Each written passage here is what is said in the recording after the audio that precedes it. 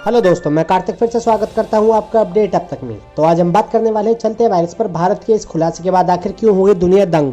मिले हैं 3 तरह के वायरस। तो दोस्तों शुरू करने से पहले चैनल को सब्सक्राइब करें, बेल आइकन पे क्लिक करें ताकि अपडेट रहें आप सबसे पहले। तो चलिए शुरू करते हैं। तो दोस्तों GBRC यानी कि गुजरात बायोटेक्नोलॉजिकल रिसर्च सेंटर ने हाल ही में एक रिसर्च की जिसके नतीजे चौंकाने वाले थे। GBRC के मुताबिक वायरस ने उसके 3 तरह के म्यूटेशन मिले हैं, यानी देश में 3 अलग अलग तरह के वायरस के स्ट्रेन हैं। तो दोस्तों आपने कभी सोचा है वायरस पूरी दुनिया में फैला है, फिर कहीं पर कम कहीं पर ज़्यादा लोगों की मृत्यु क्यों हो रही है?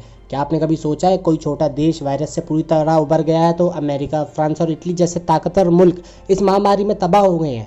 क्या आपने कभी सोचा है कि हमारे देश में इंदौर और गुजरात में वायरस में इतनी मौतें क्यों हो रही हैं? आपके जहन में ये सवाल आए हों या ना आए हों, लेकिन वैज्ञानिकों को ये सवाल कई दिनों से परेशान कर रहे हैं। लंबी रिसर्च के बाद इन सवालों का जवाब भी मिल गया है। तो दोस्तों GBRC ने हाल ही में एक रिसर्च की जिसके नतीजे बड़े चौंकाने वाले रहे। इस दौरान देखा गया गुजरात में वायरस का वही टाइप है जो वुहान में मिला था, जहां से ये वायरस दुनिया में फैला। GBRC के मुताबिक वायरस में उसके 3 म्यूटेशन मिले हैं, यानी देश में 3 अलग अलग तरह के वायरस के स्ट्रेन हैं। जी हाँ दोस्तों, देश में है वायरस के 3 स्ट्रेन। गुजरात में इसलिए ही हुई है ज़्यादा मृत्यु। गुजरात में अमेरिका से आने वाले लोगों की संख्या अधिक थी, जहाँ L स्ट्रेन है, इसलिए गुजरात में मृत्यु का आंकड़ा बढ़ा है। देश में चीन, अमेरिका और यूरोप के L स्ट्रेन आए हैं। यूरोप में फैला वायरस अमेरिका से थोड़ा कम घातक बताया जा रहा है। तो दोस्तों ये L स्ट्रेन वायरस चाइना के वुहान शहर से आया है।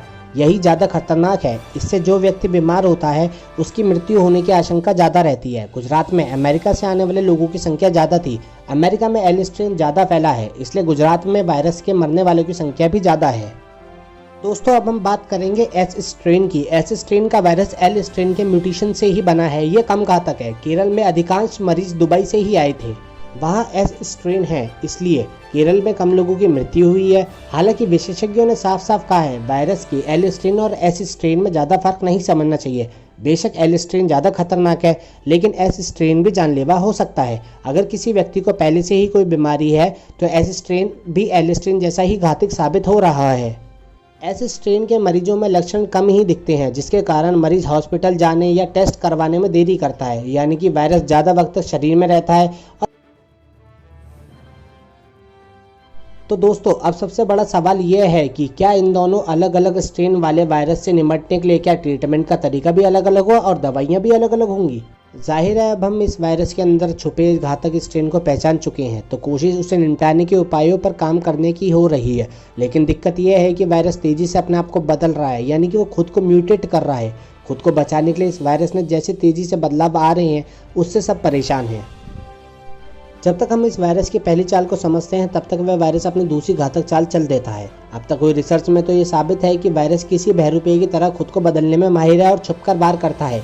इसलिए जब तक हमारे वैज्ञानिक इसका पक्का बंदोबस्त नहीं कर देते तब तक घरों में रहने में ही भलाई है, क्योंकि जो दुश्मन छुपकर वार करता है उससे छुपकर रहने में ही भलाई है।